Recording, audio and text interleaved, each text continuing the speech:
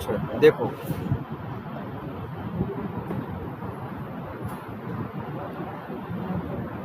अच्छा यहाँ पे तुमको ये दो वेरिएबल दिख रहे हैं, एक वेरिएबल है डबल पाई और एक वेरिएबल है डबल एरिया। ये दोनों वेरिएबल किस मेथड के अंदर है? सर्कल एरिया के अंदर। तो इन दोनों वेरिएबल्स को बोला जाएगा क्या? Local variables of circle area method. क्या कहने का मतलब हुआ? एक मेथड के अंदर आप जितने वेरिएबल डिक्लेयर करते हो, सारे वेरिएबल्स को हम लोग क्या बोलते हैं? Local variable. जैसे ये पाई क्या है? लोकल वेरिएबल है। एरिया क्या है? लोकल वेरिएबल है। किस मेथड का? सर्कल एरिया मेथड का। ऐसे इधर देखो, यहां भी दिख रहा है एरिया, ये एरिया भी क्या है? Local variable.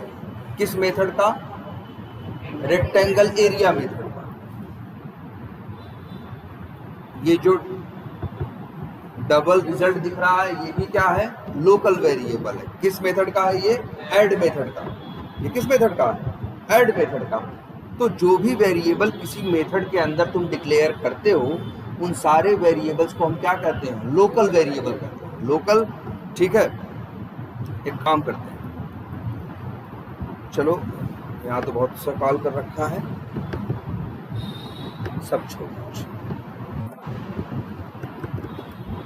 एक काम करते हैं, उनको भी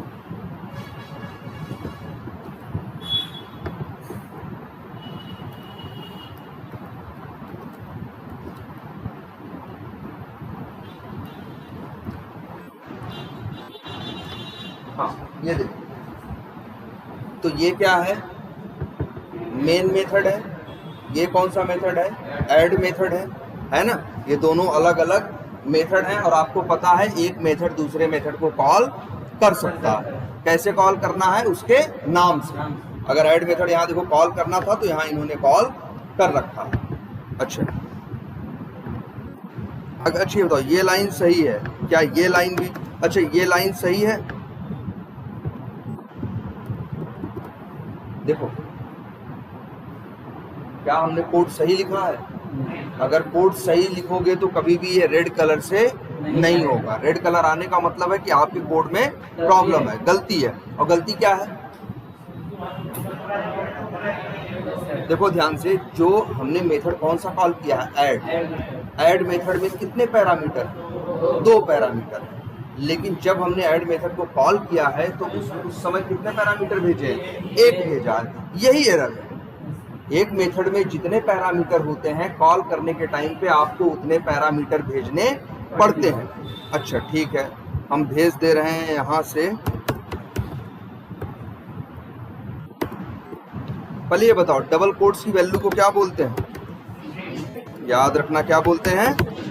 जो कुछ डबल कोट्स में लिखा जाता है उसे क्या बोलते हैं? स्ट्रिंग। अभी भी एरर आ रही है ना? अब क्यों आ रही है? अब तो हमने 2 वैल्यू भेज दी, लेकिन ये मेथड कह रहा है कि हमें पहली वैल्यू डबल चाहिए और दूसरी वैल्यू भी क्या चाहिए? डबल। जबकि भेजने वाले ने पहली वैल्यू तो डबल भेजी है और दूसरी क्या भेज दी है? स्ट्रिंग। ये गलती की है, इस वजह से ये क्या दे रहा है? एरर। सीधा रूल है ना, हमने लास्ट क्लास में लिखा था, एक मेथड के अंदर जितने पैरामीटर हैं और जिस टाइप के हैं और जिस ऑर्डर या जिस सीक्वेंस में है, उसी सीक्वेंस या उसी ऑर्डर में आपको वैल्यू भेजनी पड़ती है। अब अगर यहां हम ये लिख दें,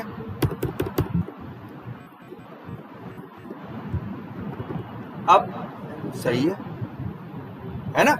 जिस टाइप की वैल्यू मांग रहा है आपको उसी टाइप की वैल्यू भेजनी पड़ेगी। अच्छा एक बात और, अगर हम ये लिखें तो, अगर हम लिखें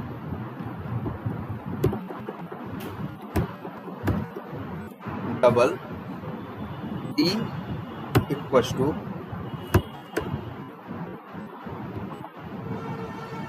और यहां भेज दें क्या? डी, तो एरर दे रहा है? नहीं दे रहा है। क्यों नहीं दे रहा है? क्योंकि देखो ये मेथड कॉल करने पे कितनी वैल्यू मांगता है? 2। और किस टाइप की? डबल टाइप की। दोनों किस टाइप की होनी चाहिए? डबल टाइप की। और ये कॉल करने के टाइम पे 2 वैल्यू भेज रहा है। पहली तो डबल टाइप की है और आपको दिख ही रही है। दूसरी वैल्यू क्या भेजा है? डी भेजा है। भले डी भेजा है लेकिन डी किस टाइप का है? डबल टाइप का है ना। तो दूसरी वैल्यू भी क्या है? डबल है ना। जैसे मान लो अगर हम यहाँ वेरिएबल को, अगर इसका टाइप हम क्या कर दें? चेंज कर दें। जैसे हम इसका टाइप क्या कर दें? इस तरह से कर दें। अब ये क्या हो गया? अब देखो एरर देने लगा कि नहीं देने लगा? क्यों? क्योंकि आप जो डी भेज रहे हो वो किस टाइप का है? स्ट्रिंग टाइप का। आप पहली वैल्यू डबल भेज रहे हो, दूसरी क्या भेज रहे हो? स्ट्रिंग भेज रहे हो, इसीलिए क्या दे रहा है? ये एरर दे रहा है। जबकि ये मांग क्या रहा है? दोनों क्या मांग रहा है? डबल मांग रहा है। और यही अब सही है कि नहीं? देखो तो ये जरूरी नहीं है, ध्यान दीजिएगा इस बात पे, ये जरूरी नहीं है कि आप डायरेक्टली वैल्यू ही भेजो। आप चाहो तो वैल्यू को कहाँ डाल सकते हो? वेरिएबल में, और वेरिएबल भी भेज सकते हो। वेरिएबल क्या है? वेरिएबल कुछ नहीं है, बस वैल्यू को स्टोर करने का क्या है? एक कंटेनर है। एक क्या है? कंटेनर है जिसके अंदर वैल्यू का एड्रेस क्या होता है? स्टोर होता है। तो ये देखो ध्यान से ना, इसमें कोई दिक्कत नहीं है ना। अच्छा ये बताओ यहाँ लिखा है इंट ए बराबर 100। इसको अगर हम यहाँ प्रिंट कराएं तो प्रिंट होगा कि नहीं होगा? होगा। लेकिन यही अगर हम ऐड मेथड के अंदर प्रिंट कराएं तो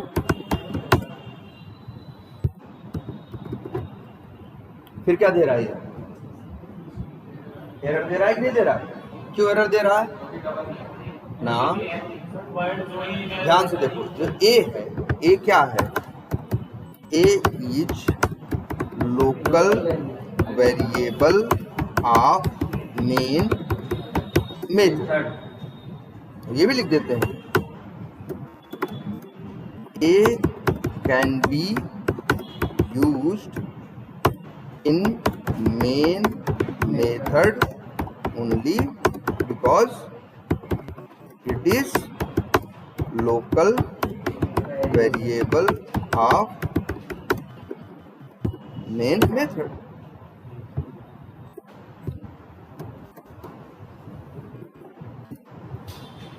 आई बात समझ में कुछ?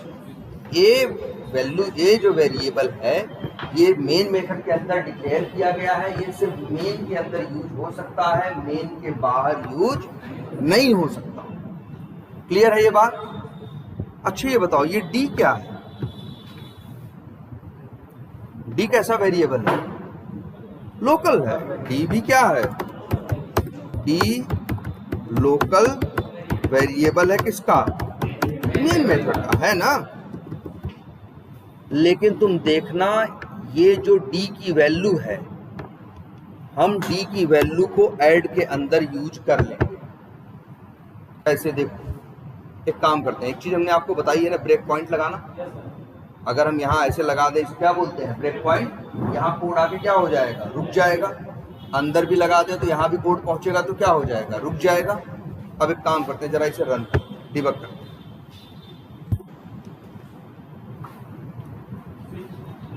स्विच सब आपकी आंख के सामने दिखेगा। डी में क्या पड़ा है? 567.67 पड़ा है। कहाँ? डी के अंदर, जो कि डी है। डी क्या है? एक लोकल वेरिएबल है कि नहीं है? लेकिन देखो ध्यान से, लाइन नंबर 13 पे क्या होगा? मेन नाम का मेथड क्या होगा? कॉल होगा। तो ये कहाँ पहुंचेगा? मेन मेथड के अंदर। याद करो, पैरामीटर्स के बारे में बात बताई थी। पहली वैल्यू पहले पे आती है, दूसरी दूसरे पे। तो देखना x में क्या आएगा? 3456.98। और num2 में क्या आएगा? डी की वैल्यू क्या है? 567.67। ये देखो, तो बताओ num2 में आ गया ना 567.67। ये कहां से आ रहा है? यहां से आ रहा है कि नहीं आ रहा? तो तुम देख रहे हो एक मेथड की, डिस्टर्ब तो नहीं होगा वीडियो? नहीं है? नहीं आएगी